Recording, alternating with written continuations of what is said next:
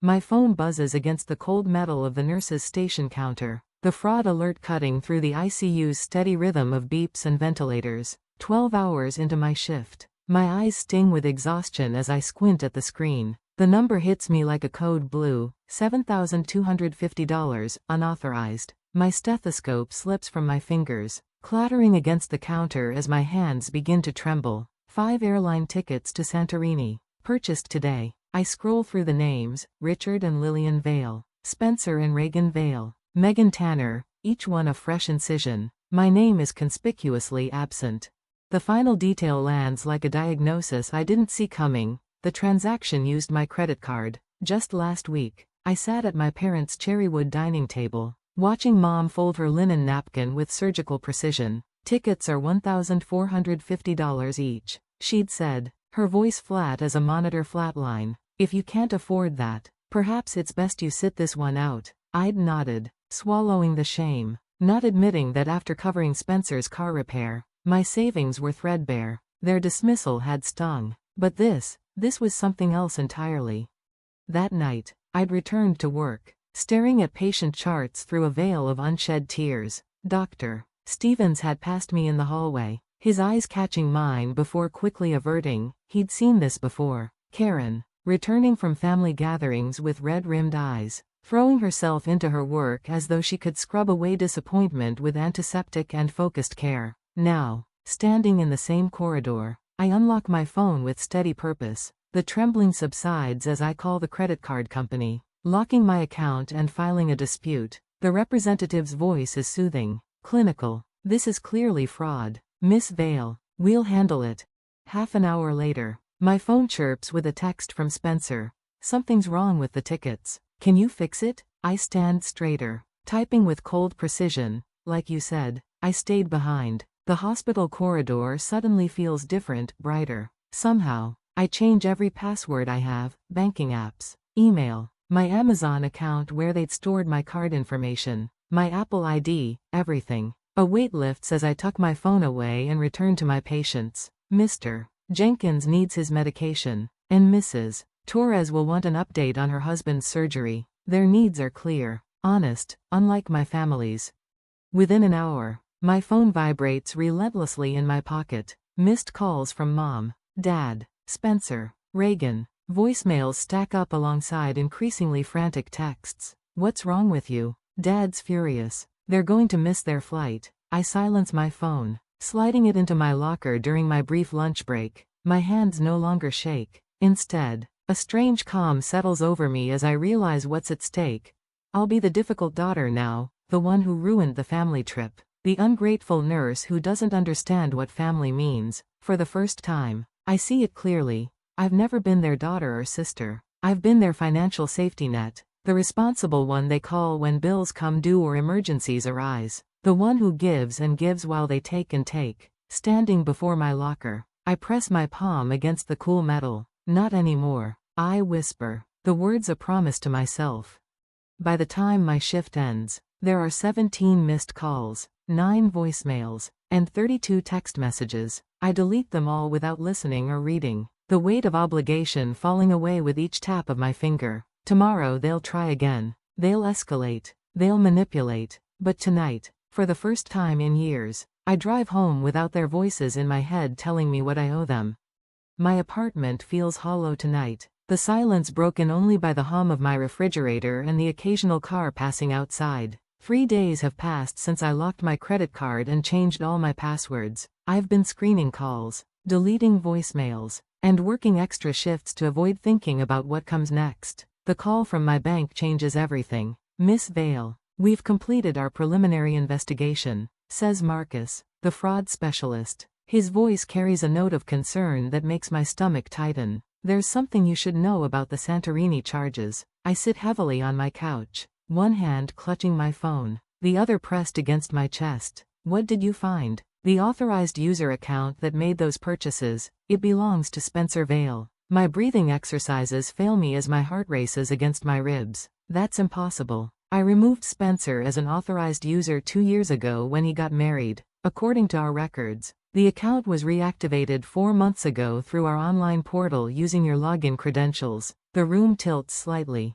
Not an impulse theft. Not a desperate moment. 4 months of planning. Of deliberate deception from my own brother. There's more. Marcus continues, his voice gentle now. We found a pattern of smaller purchases dating back to when the account was reactivated. Electronic stores, restaurants, sporting goods. I press my eyes shut as memories flash through my mind like a sickening slideshow. The lease I co-signed for Spencer's first apartment. The emergency loan when Reagan's car broke down. The expensive birthday gifts I couldn't afford but bought anyway because that's what family does. 12 years of financial support culminating in theft. The total unauthorized charges, including the airline tickets, come to $9,540. My breathing steadies as something hardens inside me. Thank you, Marcus. I want to pursue this to the fullest extent. We'll continue our investigation. Miss Vale. In the meantime, my phone beeps with an incoming call. Mom. Again. I need to go. I tell Marcus, please email me your findings. I switch to Mom's call, putting it on speaker as I stand and walk to my living room window. Rain patters against the glass, distorting the streetlights below into watery stars. Karen, this has gone on long enough. Mom's voice fills my apartment, sharp with impatience. Your father and I have been trying to reach you for days. I've been busy. The rain intensifies, matching my mood. Too busy to respond to your family? Spencer and Reagan are devastated about their trip.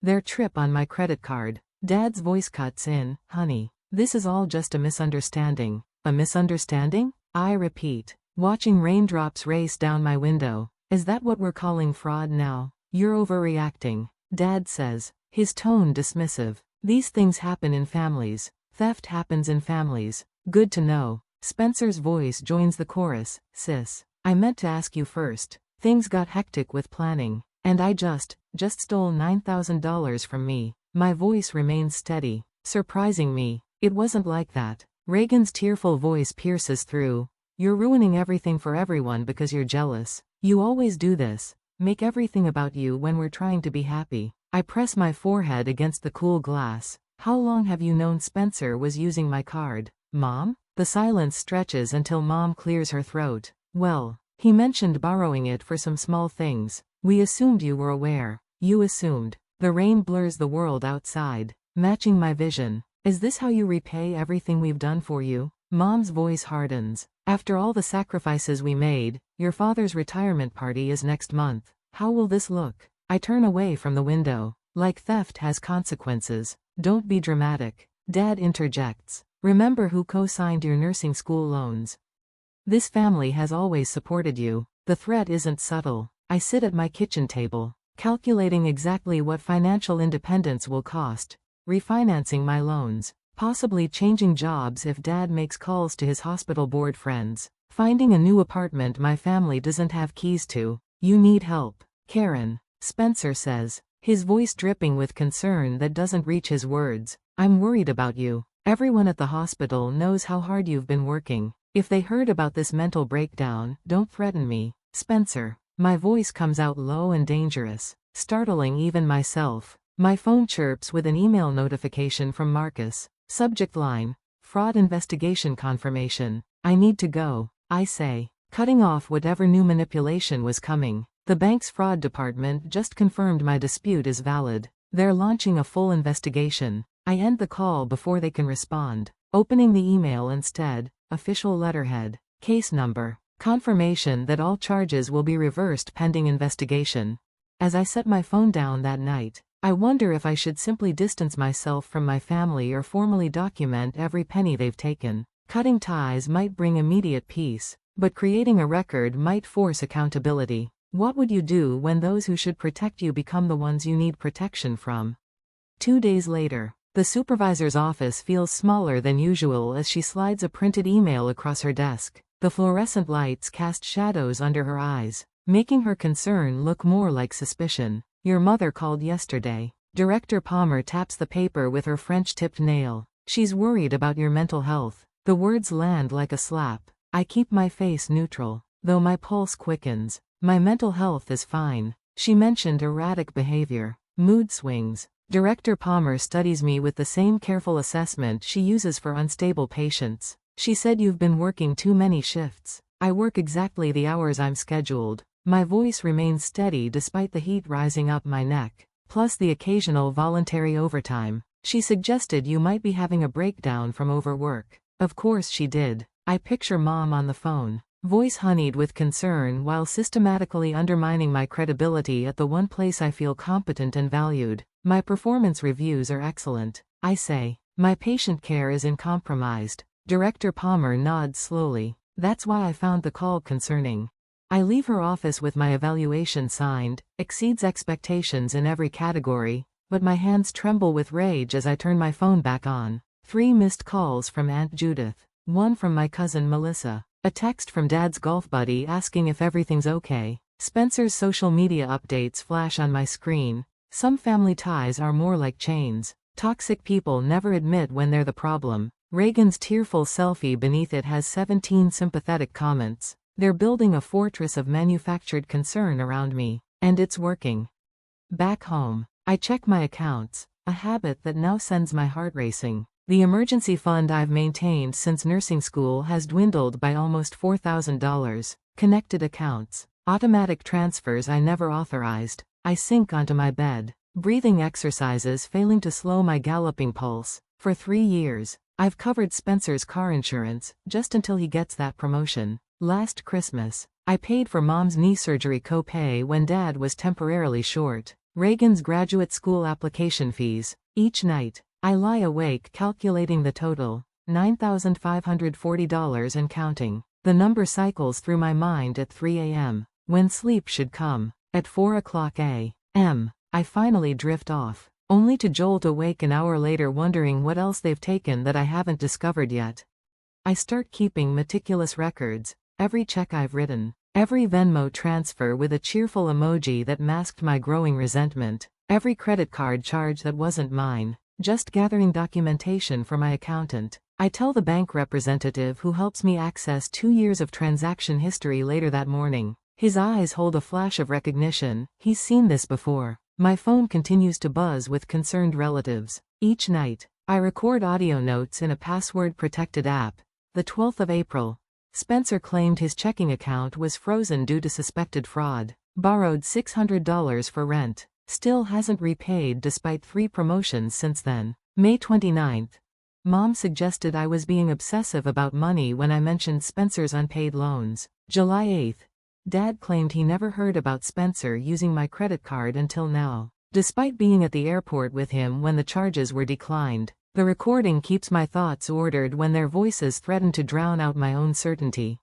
Wednesday morning next week. I arrive for my shift to find a coffee cup on the nurse's station counter with my name written on it. Dr. Stevens nods from across the corridor, his silver hair catching the light. Under the cup is a folded note. Whatever you're going through, you're handling it with grace. Some family trees need pruning to stay healthy. The small kindness nearly breaks me. I tuck the note into my pocket and carry its weight like armor through my shift. That evening, a knock at my apartment door makes my stomach clench. Through the peephole, I see Dad's weathered face, the familiar creases around his eyes deeper than usual. Your mother sent me to reason with you, he says as soon as I open the door, not bothering with hello. This whole thing is getting out of hand. I step back, allowing him in, but maintaining distance. It got out of hand when you watched Spencer steal from me and said nothing. Dad sighs heavily, setting his keys on my counter with the presumption of someone who expects to stay a while. Look, I know Spencer made a mistake. A mistake is accidental. He deliberately used my card for months. He's offering to pay back half. Dad says, like he's presenting a generous settlement. We can smooth this over before your mother's birthday next month. I laugh, the sound hollow even to my own ears. Half of money that was stolen from me. He's family. Karen. So am I. The words come out stronger than I expected. I'm not angry that you need help. I'm angry that you took without asking. Dad's face shifts, surprise replacing his practiced patience. We didn't, you did. All of you. For years. I realize as I say it that it's true. This isn't about one credit card charge. It's about a lifetime of being the responsible one, the reliable one, the one who gives until there's nothing left. We're your family. Dad repeats, as if a word alone should erase everything. Family asks. Family respects boundaries. Family doesn't drain someone's emergency fund and then call their boss to question their mental stability. Dad leaves without the reconciliation he came for, and I slide the deadbolt behind him with a finality that feels like freedom. The next morning, my phone pings with an unexpected message from Elise, Spencer's ex-wife. I saw Spencer's posts. You should know he did the same to me. I have records of everything if you need them. Dr. Stevens catches me in the hallway later that day. We're short-staffed next weekend. Double time for the overnight shifts if you're interested. I notice he doesn't ask why I need the money or offer sympathy, just practical support with no strings attached. The contrast to my family's constant demands is startling. That night, I open a fresh spreadsheet. Line by line, I document every loan, every gift, every financial contribution I've made to my family over the years. The final figure, $9,540, stares back at me, a precise accounting of years of financial manipulation. As I work, an email arrives from Aunt Judith. Need to discuss some inconsistencies in the family trust accounts. Call me when you can. My finger hovers over the share button on my spreadsheet, the family group chat. One click away. For the first time in years, I feel not just anger, but power. The clean, clarifying power of truth backed by evidence. The invoice is ready to send. The sun streams through my kitchen window as I finalize the invoice. I'm using accounting software from the hospital's financial literacy workshop, designed for billing insurance companies, not family members. Each entry appears in crisp, professional formatting, dates, descriptions, amounts, all categorized with clinical precision. My fingers hover over the keyboard. Steady now. Unlike when I discovered the credit card theft, as of the 1st of June, I will no longer be contributing financially to the family. Repayment is expected within 45 business days. I type the words and attach the PDF, $9,540. Every cent accounted for, every loan documented, every gift itemized with the cold precision of a hospital invoice. I hit send before I can second-guess myself, watching the email whoosh away to 5 recipients: Mom, Dad, Spencer, Reagan, and Aunt Martha, who manages the family trust. The cursor blinks once, twice, then the message disappears into the digital ether, carrying with it years of silent resentment. My phone rings within minutes. I let it buzz against the kitchen counter, watching the screen flash Mom before it goes dark. Then again, and again. I focus instead on forwarding Elisa's evidence to Aunt Martha in a separate email. Spencer's ex-wife had messaged me last night with bank statements stretching back 5 years, a pattern of financial manipulation so clear it made my stomach churn. I should have shown you these when we were still married, she wrote. I was afraid no one would believe me. Aunt Martha's response arrives while I'm packing an overnight bag. I've noticed financial irregularities in Spencer's trust withdrawals. This explains quite a bit. Can we speak when you return? A weight lifts from my shoulders, not the lightness of relief, but the strange buoyancy of finally being believed. I book a weekend getaway to Asheville, a small bed and breakfast nestled in the Blue Ridge Mountains, 3 hours away, just far enough to be unreachable. I power down my phone before pulling out of my apartment complex, savoring the silence like a rare vintage. The family chaos erupts while I'm gone.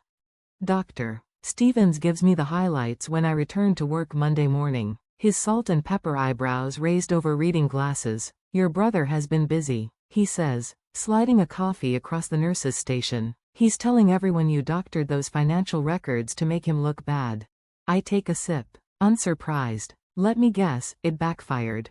Spectacularly. He leans in, lowering his voice. That ex-wife of his, Elise, she posted additional evidence to the family group chat. Bank statements, text messages, the works. Your cousin Caroline called looking for you, said she always wondered where your brother's money came from. I shake my head, remembering Mom's frantic voicemails. 8 of them waited when I turned my phone back on, each more desperate than the last. She'd apparently launched an emotional campaign, calling relatives to rally support against my cruel treatment of Spencer. The result? 5 separate family members contacted me privately expressing support. Uncle David's text was particularly satisfying. About time someone called them out. Your grandfather would be proud. That's not even the best part. Dr. Stevens continues, his eyes glinting. The bank called Spencer for an interview about potential fraud patterns. I should feel victorious. Instead, A hollow ache spreads beneath my ribs as I realize how thoroughly my family's financial house of cards is collapsing. I think of Spencer's children, of Reagan's carefully curated Instagram life, of the retirement mom and dad had been planning. None of it was real, not really. It was all built on foundations I'd unknowingly helped construct. Later that evening, as I pack for another weekend away, this time to a lakeside cabin with actual fishing, I wonder if seeking full repayment is enough, or if I need to permanently distance myself from people who saw me as a resource rather than a daughter and sister. Would you sever ties completely or maintain limited contact? The question circles my mind like a patient's lab results waiting to be interpreted. The next week brings unexpected allies. Elise sends additional bank statements highlighting dates when Spencer withdrew money immediately before I loaned him similar amounts. The pattern is unmistakable once laid bare. I kept these records because our divorce attorney needed them, she explains over coffee. I never thought they'd help you, too. Aunt Martha calls next. I've temporarily frozen Spencer's access to certain accounts pending a full review, she says, her voice carrying the crisp authority that always intimidated me as a child. This isn't just about you, Karen. The trust has fiduciary responsibilities. The most surprising call comes from HR at Dad's former accounting firm, Miss Vale. We're reviewing some historical expense reports filed by Emery Vale that show concerning patterns. We understand you've recently raised questions about family financial practices. Would you be willing to answer a few questions?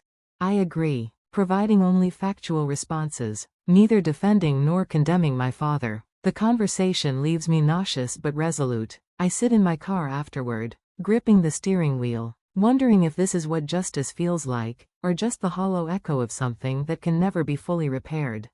The family's financial house of cards continues its collapse throughout the week. Each new revelation should bring satisfaction, but I feel only a dull, persistent ache when I think about what we've become. I take extra shifts at the hospital, finding comfort in the straightforward problems of patient care. Mr. Henderson's blood pressure needs monitoring. Mrs. Alvarez's wound requires dressing. These are problems with clear solutions, unlike the tangled mess of my family history. Reagan's social media campaign begins Thursday. First come vague posts about unfair treatment and family betrayal. By Saturday, she's sharing tearful videos describing their sudden financial hardship and how they might have to cancel their anniversary trip to Maui. The comments section fills with sympathy, and I watch from a distance, feeling nothing but exhaustion. Dad loses his consulting privileges at his former firm after their investigation concludes. He doesn't call to tell me. I learned from Uncle David, who sounds more disappointed than surprised. He knew better, Uncle David says. Your father always knew better.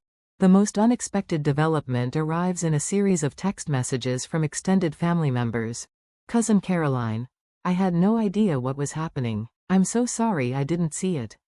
Uncle Robert, your grandmother would be horrified at how they've treated you. Aunt Susan, we should have intervened years ago.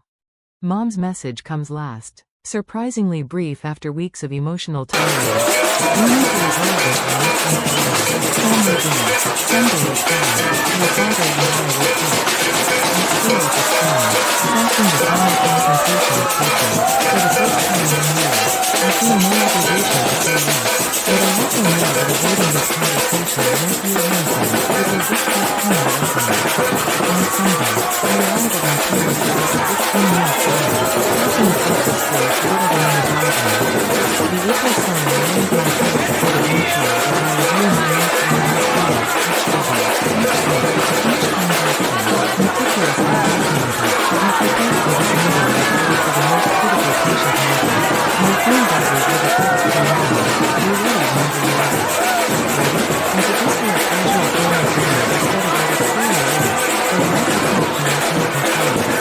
When I'm ready for the coffee, the first memories that hits me first, flash eating glasses perched on the coffee table beside the warm motherly candle. Mom's fresh-cut tulips arranged in a crystal vase I gave her 3 Christmases ago, a familiar scent of lemon furniture carriage. Spencer and Reagan sit stiffly on the sofa, their usual style replaced by perfect posture. Spencer's hair is neatly combed, Reagan's makeup subdued. This popular presentation isn't lost on me. Timid, Mom says, her smile tight as she motions to the armchair closer to him. been so worried. I take the seat, setting my messenger bag slowly. I appreciate the concern. Dad clears his throat, fingers tapping the notice button against his knee. We think there's been a misunderstanding about the credit card situation. A misunderstanding. I repeat, the word hollow.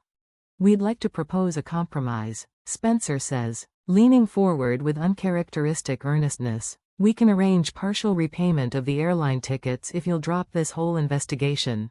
Mom nods eagerly. It's what's best for moving forward together as a family. As a family, Dad echoes, his gaze skittering away from mine. I let the silence stretch between us until Mom shifts uncomfortably in her seat. You know, she says finally, voice dropping to a concerned whisper. Dr. Harris mentioned you've been under tremendous stress at the hospital lately. Sometimes stress can make us vindictive about small misunderstandings. The familiar heat rises in my chest, but this time I welcome it. This anger has become my compass. I brought something to share with you, I say, reaching into my bag. I pull out a leather portfolio, my graduation gift from Dad when I finished nursing school, and place it on the coffee table. Inside is a stack of papers organized by date, credit card statements, bank transfers, text messages. Each page represents a moment when my family treated my financial stability as their emergency fund. This is 8 years of financial manipulation, I say, voice steady as I lay out the pages one by one. Spencer's car repair, Reagan's boutique debt, the property tax you couldn't cover last year. Dad. Their eyes track my hands as I arrange the evidence between us. I've found a new apartment, I continue, one you don't have keys to. Spencer's jaw tightens. Karen. I've refinanced my nursing school loans without your co-signatures, I add, looking directly at my father. The paperwork was finalized yesterday. Mom's face pales. You can't possibly afford the interest rate on your own. I can. And I do. I straighten the edges of the papers. I don't need to prove myself to people who see my success as their safety net. Dad's shoulders slump. We never meant. This isn't about money, I interrupt, surprising myself with my calm. It's about respect. It's about boundaries. You've taught me that I'm only valuable to this family when I'm useful. Dad looks up, something shifting in his expression. We've taken advantage of your reliability, he admits quietly, for years. Mom shoots him a warning glance, but he doesn't look away from me. I stand, walk to the entryway table, and retrieve my set of house keys from my pocket. The metal feels cold against my palm as I place them on the polished wood with a soft click. What are you doing? Mom demands, rising to her feet. Setting boundaries. After everything we've done for you, she says, voice trembling. The dance lessons, the college application fees, That's the problem, I cut in. You think basic parental support was a loan I need to repay forever.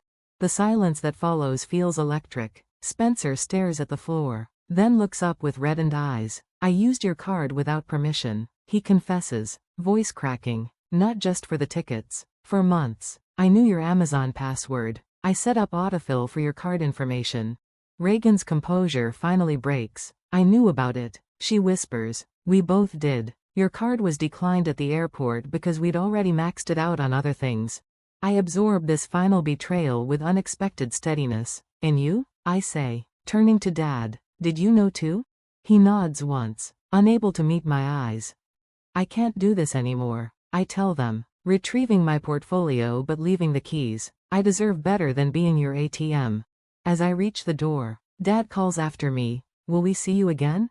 I pause, hand on the doorknob. That depends on whether you want a daughter or a bank account.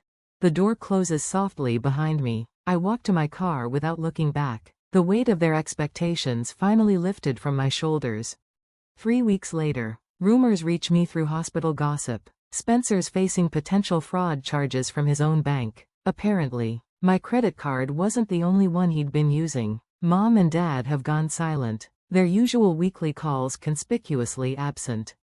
Dad shows up at my new apartment on a rainy Tuesday evening. His eyes are bloodshot as he stands in my doorway, refusing to come inside. I enabled all of it, he says simply. I should have protected you, not used you. I'm sorry, Karen.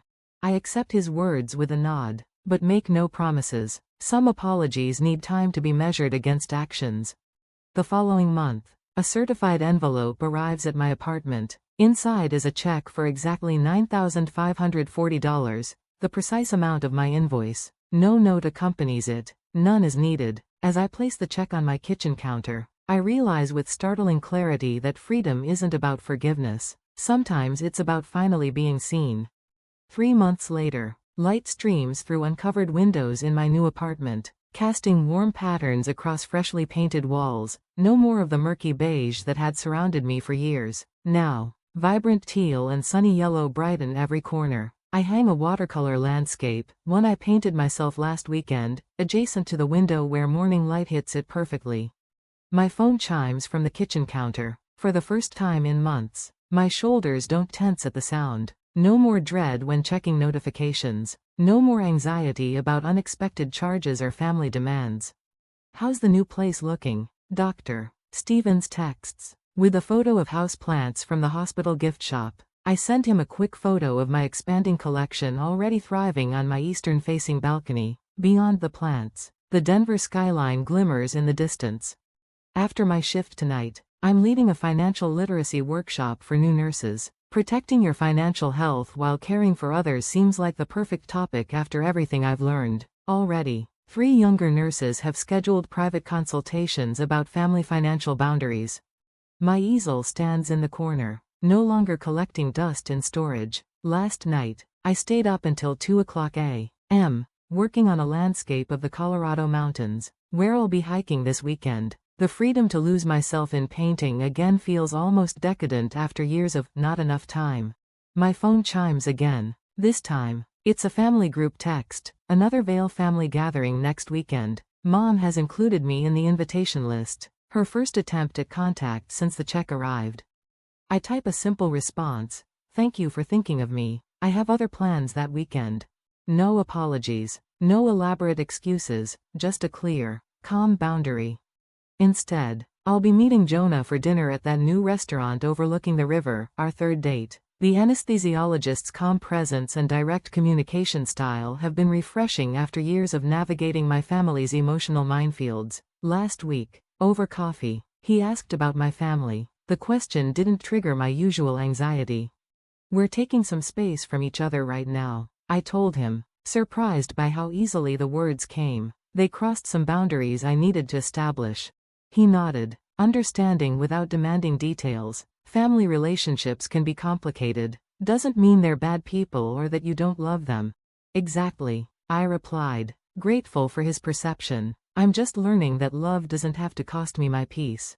Tonight, Elise, Dr. Stevens, and my aunt are coming over to celebrate what Elise jokingly calls my Financial Independence Day, a small gathering of people who supported me when I needed it most. Expecting nothing in return, my aunt called yesterday to confirm she was bringing dessert. I have something for you, she mentioned, just a small gift to mark the occasion. When they arrive, her package sits on my new coffee table, a framed calligraphy quote.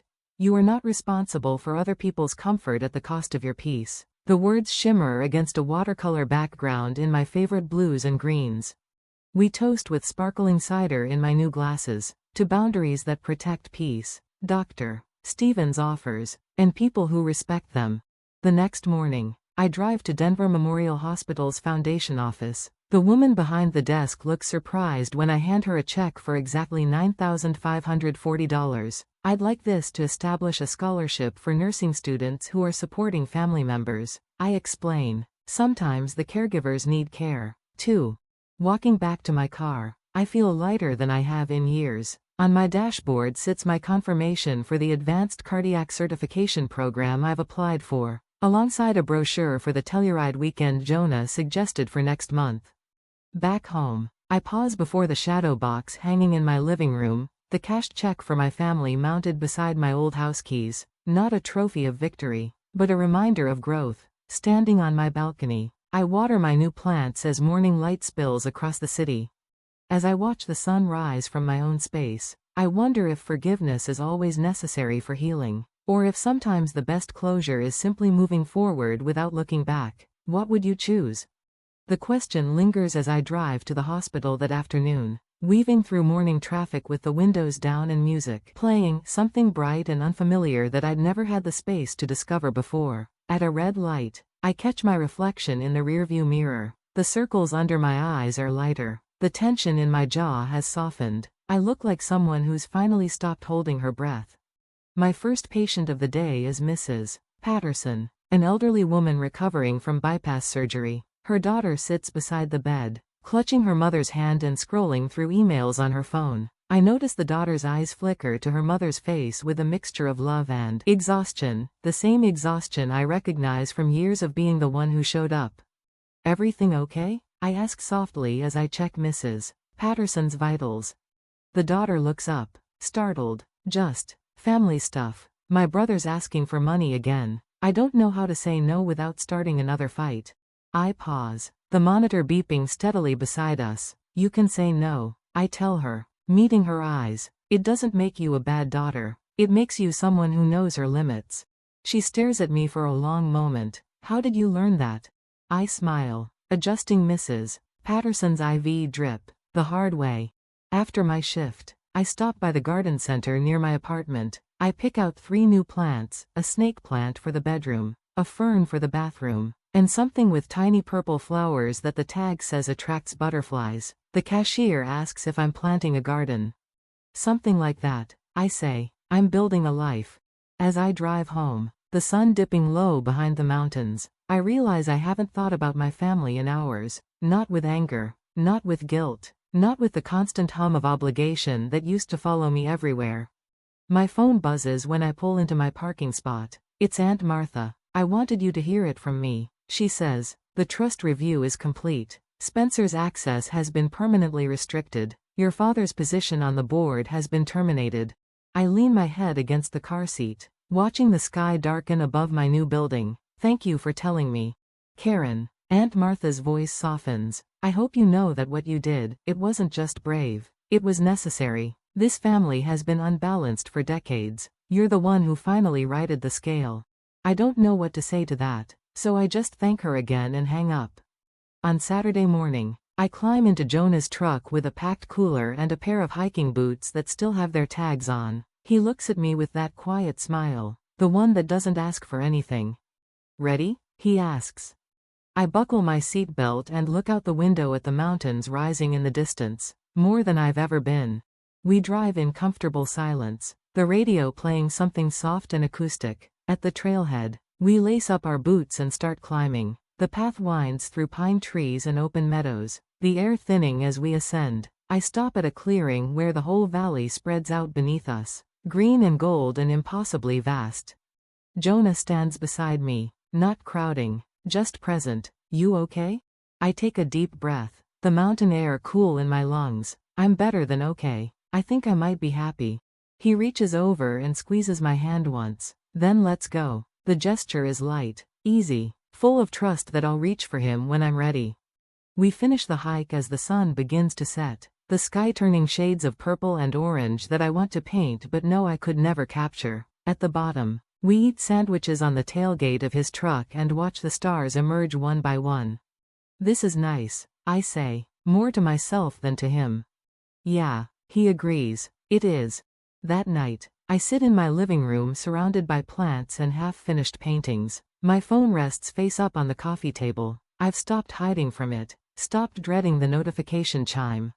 On a whim, I scroll to the family group chat. Mom's last message was 4 days ago, a photo of the garden she's been working on, with the caption "Miss you, Karen." No demands, no guilt, just an open door.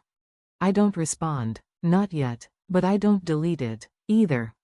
I set the phone down and pick up my paintbrush instead. The canvas is blank, waiting for something new. I dip the brush in cerulean blue and make the first stroke, a sky, wide and open and full of possibility. Outside my window, the city hums with the quiet rhythm of night. Inside, I am building something fragile and fierce, brick by brick, brushstroke by brushstroke. The freedom is new, raw, still unfamiliar, but I'm learning to grow into it.